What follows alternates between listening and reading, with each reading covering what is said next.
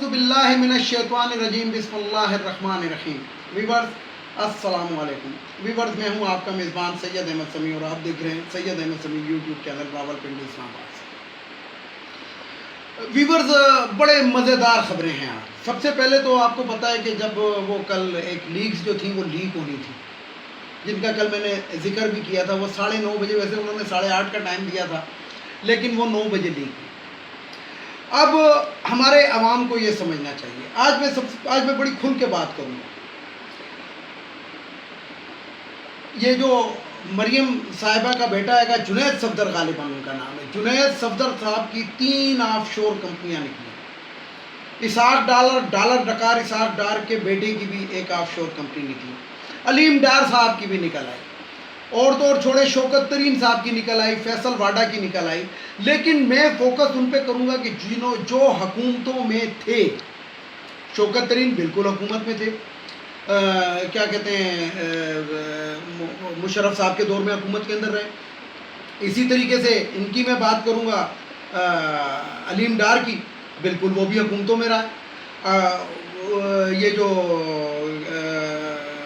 Northern Punjab کے جو ہیں, جو ابھی پی ٹی آئی میں, یہ بھی حکومت کے اندر رہیں گے, بلکہ یہ تو نون لیگ کے بڑے سرکردہ رکن تھے.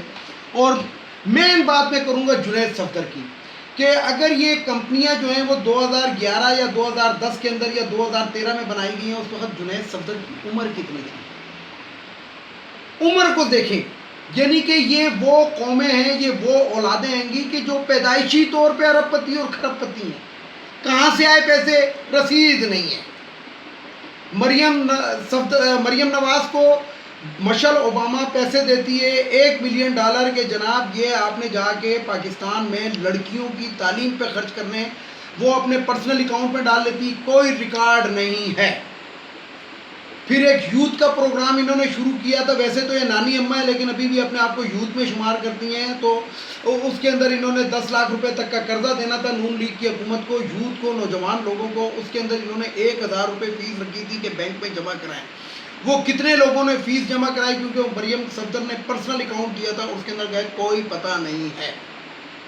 اس کے بعد سپریم کورٹ نے ان کو نکالا کہ جناب یہ جو ہے وزیر اعظم کی بیٹی ہے, یہ وہ نہیں کر سکتی. لیکن اس کے باوجود آپ کو جیسا کہ پتہ ہے کہ ڈان لیگز اسی عورت نے لیگ کی, اسی عورت کی وہ پیداوار تھی, اور انہوں نے قربانی کا بکرا. میں پھر یہاں پہ وہی والی بات کروں گا کہ اس وقت جو راحیل شریف صاحب تھے انہوں نے کمپرومائز کر کے بہت بڑی غلطی کی تھی, اور راحیل شریف کو قوم اس چیز کے اوپر معاف کبھی بھی نہیں کرے گی. اور قوم اگر معاف بھی کر دے تو میں ذاتی اپنی بات کروں کہ میں اس کو معاف نہیں کروں. اس لیے میں بے شک ناچیز ہوں, لیکن میں اسی پاکستان کے اندر ایک مسلمہ حقیقت ہے کہ میں یہاں کا ایک شہری ہوں. اور حکمرانوں سے اور اس طرح کے لوگوں سے ایک شخص جو ان کے خلاف ہوا, اور اگر وہ ان کو معاف نہیں کر رہا تو ان کو اس کا سوال جواب دینا پڑے گا. تو اگر یہاں پہ نہیں تو روز محشر کے دن میں راحیل شریف صاحب سے اس کا جواب ضرور لوں گا کہ تم نے قوم کے ساتھ اتنی بڑی غداری کے اندر اس عورت کو کیسے چھوڑا. تو ویورز بات یہ ہے گی کہ اربوں ڈالر ڈکار گئے. اس کے بعد بھی جناب چٹے لیے ہوئے پھر رہے ہیں کہ جناب ہم تو انٹرنیشنل صادق اور امین ہیں. انٹرنیشنل صادق ہوئے شہباز شریف اپنے آپ کو کہہ رہے. کل شہباز شریف کا بیٹا حمزہ شہباز جو ہے وہ باول نگر اور باولپور کے علاقے کے اندر گیا, وہاں کی وہ ٹوپیاں پہنی کہ جی صبح بنانا کس کا کام ہے؟ آپ لوگ تو پنجاب کو تقسیم کرنا ہی نہیں چاہتے. نہیں تو زرداری نے جس ٹائم یہ قرارداد پنجاب اسمبلی میں پیش کی تھی اس وقت رانا ثناء اللہ نے یوں کر کے نعرہ مارا تھا اور نہیں بنوانے دیا تھا. اب تو عمران خان کے پاس تو اکثریت ہی نہیں ہے. آئین میں ترمیم کے لیے 2/3 اکثریت چاہیے, وہ تو اکثریت اس کے پاس ہے ہی نہیں, تو وہ کس طریقے سے صوبہ بنائے. پھر بھی اس نے سیکریٹریٹ ان کا علیحدہ کرا دیا. اور اگر آنے والے دنوں کے اندر اس کو اگر 2/3 اکثریت ملتی ہے یا کسی بھی حکومت کو, وہ صوبہ بنا سکتی ہے. لیکن آپ کے پاس تو 2/3 اکثریت تھی, آپ نے کیوں نہیں بنایا؟ دوسرے کو الزام دینا بہت آسان ہے. 1 کروڑ نوکریوں اور 50 لاکھ گھروں کے تانے دیتے ہیں. مجھے یہ بتائیں کہ یہ لوگ تو 35 سال ان حکومتوں میں رہے ہیں, انہوں نے کتنے گھر اور کتنی نوکریاں دے دیں. انہوں نے تو پیلی ٹیکسیاں دیں, کالی ٹیکسیاں دیں, انہوں نے تو ڈرائیور بنایا, ایم اے پاس اور بی اے پاس لوگوں کو ٹیکسی ڈرائیور بنایا. اور آج یہ باتیں دوسروں کے ساتھ کرتے, دوسروں کے بارے میں کرتے. ان سے صرف ان کی کرپشن کا مت پوچھو. یہ اس ملک پہ حکومت کرنے کے لیے پیدا ہوئے, صرف اور صرف ان کو حکومت چاہیے, صرف ان کو اقتدار چاہیے, اور کچھ نہیں چاہیے. قبرستان سمجھا ہوا ہے, اپنے مردے ادھر دفناتے ہیں, باقی تمام کچھ ان کا لندن کے اندر. تو ویورز یہ بڑی عوام کو یہ سوچنا چاہیے، عوام کو یہ مطلب میں حیرت کرتا ہوں اس عوام کے اوپر. آٹا چینی کے اوپر تو تم لوگ وویلا مچاتے ہو کہ یہ مہنگا ہو گیا. اچھا دوسری طرف نہیں دیکھتے ہو، اگر آج انڈیا کے اندر پیٹرول سستا ہوتا اور پاکستان میں مہنگا ہوتا تو ان لوگوں نے کیا کچھ نہیں کرنا تھا. لیکن آج بھی بلیم اپنی حکومت کو دے رہے ہیں. جب ایک ملک کو لوٹ لیا ہے، بری طرح لوٹ لیا ہے، اس کو کھسوٹ لیا ہے، اس کی عزت کو تار تار کر دیا ہے، تو اس کے بعد اگر یہ چیزیں مہنگی نہ ہوں تو کیوں نہ ہوں. ویورز میں نے ایک بات آپ کو کہی تھی کہ روٹی پیاز سے بھی کھائی جا سکتی ہے، میں نے تو پیاز کا ذکر کیا ہے، لیکن یہی اسحاق ڈار اس نے قومی اسمبلی کے اجلاس میں کھڑے ہو کر کہا تھا کہ کتے اور بلیاں کھا کے لوگوں نے گزارا کیا جب ان کے دور میں مہنگائی تھی. مہنگائی تو ہر دور پہ رہی ہے. کس وزیر اعظم نے، کس سربراہ مملکت نے عوام کو ریلیف دیا ہے؟ کس نے دیا ہے؟ کوئی ایک بتایا تو دے نا. یعنی کہ آپ شروع ہو جائیں ایوب خان سے. ایوب خان نے 4 آنے چینی مہنگی کی تھی، اس کے اوپر کیا ہوا تھا؟ اس کے بعد ذوالفقار علی بھٹو صاحب نے راشن کارڈ کی لائنوں کے اندر سب کو لائنوں میں لگایا تھا. روٹی کپڑا اور مکان کا نعرہ تو پیپلز پارٹی کا تھا. پیپلز پارٹی کس منہ سے عوام عمران خان کو یا پی ٹی آئی کی حکومت کو تانا دیتی ہے کہ آپ لوگوں نے 1 کروڑ نوکریاں دینی تھی اور 50 لاکھ گھر دینا؟ بھائی اس نے تو اب نعرہ لگایا، آپ لوگوں نے تو آج سے 50 سال پہلے نعرہ لگایا تھا روٹی کپڑا اور مکان کا. کتنوں کو دیا؟ اور اگر دیا تو صرف سندھ کے میں 2-4 علاقوں کے نام لگائے، ادھر جا کے دیکھیں نہ روٹی ہے، نہ کپڑا ہے اور نہ مکان ہے. عورتوں کے پاس بھی کپڑا نہیں. کس طرح وہ بیچاری اپنا سطر ڈھانپ کے پھرتی باتیں کرتے ہیں یہ لوگ. اچھا پھر نون لیگ کی حکومت کو لے لے، اربوں خربوں روپے کی میٹرو بنا دی، فلانا بنا دیا. نہیں بنایا تو ڈیم نہیں بنایا. اس لیے نہیں بنایا کہ ڈیم سے سستی بجلی بن جائے. آج ہم بجلی کو روتے ہیں کہ 19 روپے یونٹ ہے اور 18 روپے یونٹ ہے اور 20 روپے یونٹ ہے. کس لیے رو رہے ہیں؟ بنا لیتے نا کالا باغ ڈیم، بنا لیتے نا دوسرے ڈیم. لیکن نہیں، انڈیا کو خوش کرنے کے لیے ان لوگوں نے ڈیم نہیں بنائے، کیونکہ ان کا بیانیہ انڈیا کا بیانیہ تھا. انڈیا نے کہا تھا کہ بھائی ڈیم نہیں بنانا، کہیں پاکستان سبزی کے اندر خود کفیل نہ ہو جائے. میں نے آپ کو ایک ویڈیو کے اندر اپنی بتایا تھا کہ مشرقی پنجاب جو اس ٹائم ہمارے پاس ہے، پاکستان کے پاس، یہ مشرقی پنجاب جو تھا یہ پورے ہندوستان کی غذائی اجناس پوری کرتا تھا. آج ہم صرف اپنے ملک کی نہیں کر سکتے. اس وقت جب پاکستان اور انڈیا سیپریٹ ہوئے ہیں تو اس وقت انڈیا اور پاکستان کی آبادی 40 کروڑ تھی. تو 40 کروڑ افراد کو صرف مشرقی پنجاب جو تھا غذائی اجناس پوری کرتا تھا. آج ہم 22 کروڑ پاکستانیوں کی غذائی اجناس پنجاب نہیں پوری کر سک رہا. اس کی وجہ کیا ہے؟ اس کی وجہ یہ ہے کہ جو قیمتی زمینیں تھیں، جو سونا اگلتی تھی، ادھر انہوں نے شوگر کی ملیں لگائیں. جو کپاس جو زمین اگلتی تھی ادھر شوگر مل لگا کے ادھر لوگوں سے گنا کاشت کروایا صرف اپنے پیسوں کے لیے. گندم ادھر برائے نام رہ گئی، سبزیاں ادھر برائے نام رہ گئی. اسی طریقے سے جس جگہ سے جو چیز حاصل کی جا سکتی تھی اس کے بجائے انہوں نے دوسرے کام کیے. آج ہم سی پیک کرتے رہتے ہیں. یہ سی پیک جو تھا یہ ذوالفقار علی بھٹو کے دور کے اندر ایکچوئل پلان ہوا تھا، لیکن ان حکومتوں نے، ضیاء الحق کی حکومت آ گئی، اس کے بعد 35 سال میں انہوں نے سی پیک کو کونے کے اوپر رکھا. آج مولانا فضل الرحمان کہتا ہے، کل ایک پریس کانفرنس کے اندر بیٹھا ہوا کہیں خطاب کر رہا تھا تو کہتا ہے کہ جناب اس ملک کا بیڑا غرق کر دیا چوروں لٹیروں کی. او بھائی آپ کون سے؟ آپ تو سیدھا ٹی وی پہ آ کے کہتے ہیں کہ کرپشن میرے لیے ایشو ہی نہیں ہے. اور مولانا فضل الرحمان صاحب آپ کس منہ سے بات کرتے ہیں؟ آپ تو تھرو آؤٹ اقتدار میں ہیں، آپ تو حزب اختلاف میں بھی نہیں رہے. آپ کس منہ سے بات کرتے ہیں؟ آپ نے کون سا کشمیر کا فیصلہ کرا دیا؟ کشمیر کمیٹی کے چیئرمین رہے، 42 لاکھ کی صرف لسی ڈکار لی آپ نے.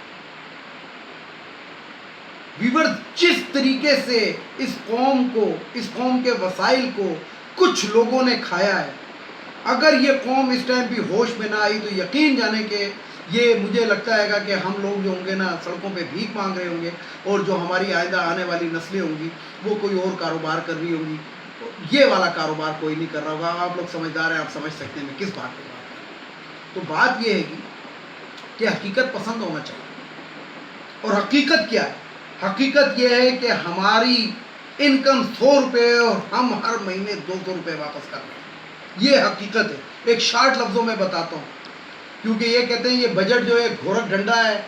یہی فلاسفر، یہ ٹی وی کے اوپر اینکر حضرات بیٹھے ہوتے ہیں کہ یہ تو گورکھ دھندا ہے. تو گورکھ دھندا ہے کہ آج میں آپ کو سمپل سی بات بتاتا ہوں کہ ہماری تنخواہ 100 روپے ہے، لیکن ہم نے پہلی تاریخ کو 200 روپے کسی کو واپس کرنے ہوتے ہیں. اس ملک کے اندر صرف کھا پی کون رہا ہے؟ عیاشی کون کر رہا ہے؟ ججز عیاشی کر رہے ہیں، پولیس عیاشی کر رہی ہے، وکلا عیاشی کر رہے ہیں، بڑے بڑے افسران عیاشی کر رہے ہیں، ڈپٹی کمشنر، اسسٹنٹ کمشنر، عیاشیاں ان کی چل رہی ہیں۔ کیوں عیاشیاں چل رہی ہیں؟ ان کو تو غم ہی نہیں ہے کہ اس ملک میں مہنگائی کیوں ہو رہی، کیونکہ ان کا تو سرکاری پیٹرول ڈلتا ہے۔ سرکاری پیٹرول کے اوپر یہ، یعنی کہ اگر ایک بیگم صاحبہ کو، کسی افسر کی بیگم صاحبہ کو بریانی کھانی ہے تو بریانی کی پلیٹ جو ہے نا، بیگم صاحبہ کی جیب سے تو 200 روپے جاتے ہوں گے، لیکن وہ قوم کو پتہ ہے کتنے کی پڑتی ہے؟ وہ قوم کو 1400 روپے کی پلیٹ پڑتی ہے، کیونکہ 600 روپے کا جانے کا پیٹرول اور 600 کا آنے کا پیٹرول وہ سرکاری گاڑی کے اوپر جا رہا ہے۔ بریانی لینے کے لیے ڈرائیور، ایک بریانی لینے کے لیے ڈرائیور جاتا ہے۔ تو اس طریقے سے اس قوم کو لوٹا گیا، اس طریقے سے اس قوم کو کھایا گیا۔ ہاں، پولیس والے عیاشی کر رہے ہیں، آپ کسی بھی تھانے میں چلے جائیں، یعنی کہ اور ججز عیاشی کر رہے ہیں، کک بیکس ہیں، مزے سے دھڑلے سے کھا رہے ہیں، پی رہے ہیں، کوئی پوچھنے والا نہیں ہے۔ میں اپنی اکثر ویڈیو کے اندر کہتا ہوں کہ وہ عدالتیں کیا انصاف دیں گی کہ جدھر 50 روپے کا اسٹامپ پیپر اسی معزز جج کے نیچے 250 روپے کا بک رہا ہے، اس لیے کہ جج صاحب کا بھی بیچ میں 10-20 روپے کا حصہ ہے، اور تو کوئی وجہ نظر نہیں آتی۔ چائے کا کپ اسی کینٹین کے اوپر، جو بازار کے اندر 30 روپے کا کپ ہے، وہ کسی بھی عدالت میں آپ چلے جائیں وہاں پہ 50 روپے کا کیوں ہے؟ اس لیے کہ جو جج صاحبان اور ان کے ریڈرز کی جو چائے جاتی ہے وہ مفت میں جاتی ہے، اور وہ پیسہ اس شخص سے نکالا جاتا ہے جو پہلے بیچارہ مقدمے میں گرا ہوا۔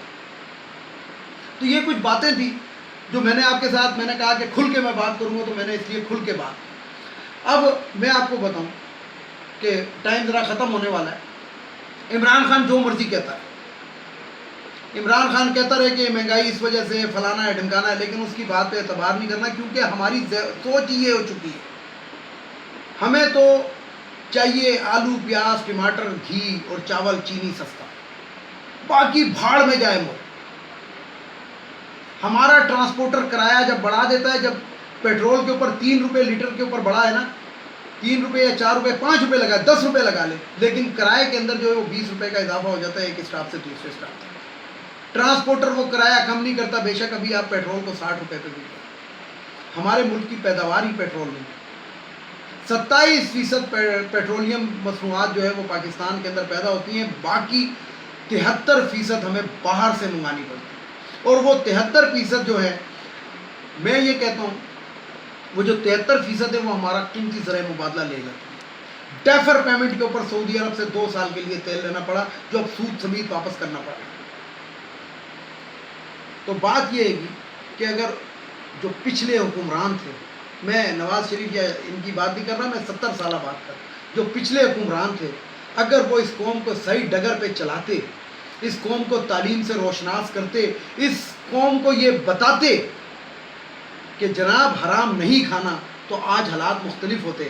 لیکن یہاں پہ تو KPK کے اندر مولویوں نے حکومت کی 5 سال، اور انہوں نے کتاب کے انتخابی نشان کے اوپر، اور انہوں نے جتنی کرپشن کی، اتنی کرپشن تو نواز شریف نے بھی نہیں کی ہے۔ ویڈیو کو لائک کریں، شیئر کریں، سبسکرائب کریں، بیل آئیکن کے بٹن کو ضرور دبائیں تاکہ میری نیکسٹ ویڈیو آپ کو مل سکے۔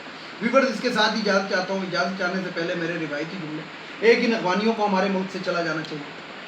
دوسرے نمبر کے اوپر یہ جو خواتین کی مخصوص نشستیں ہیں، قومی اسمبلی، صوبائی اسمبلی، سینٹ، یہ ختم ہونی چاہیے۔ تیسرے نمبر کے اوپر وہ جو بھگوڑا لندن میں بیٹھا ہے اس کو واپس آنا چاہیے۔ اور چوتھے نمبر پہ ہماری عدلیہ کو چاہیے کہ اپنے کرپٹ ججز کو دیکھیں، اپنے کرپٹ محکمے کو دیکھیں، اپنے کرپٹ ریڈرز وغیرہ کو دیکھیں۔ پورا عدالتی نظام ہی کرپٹ ہے اگر آپ دیکھیں۔ اپنے وکلا کو دیکھیں، کروڑوں لاکھوں روپے میں فیس لیتے ہیں اور ٹیکس 1 روپیہ نہیں دیتے، لیکن کس لیے کہ اوپر معزز جج صاحب ان کو پروٹیکشن دے رہے ہوتے ہیں۔ اس کے ساتھ اجازت چاہتا ہوں تمام دیکھنے والے سننے والوں کو۔ اللہ حافظ۔ اور آخر میں وہی نعرہ، پاکستان زندہ باد۔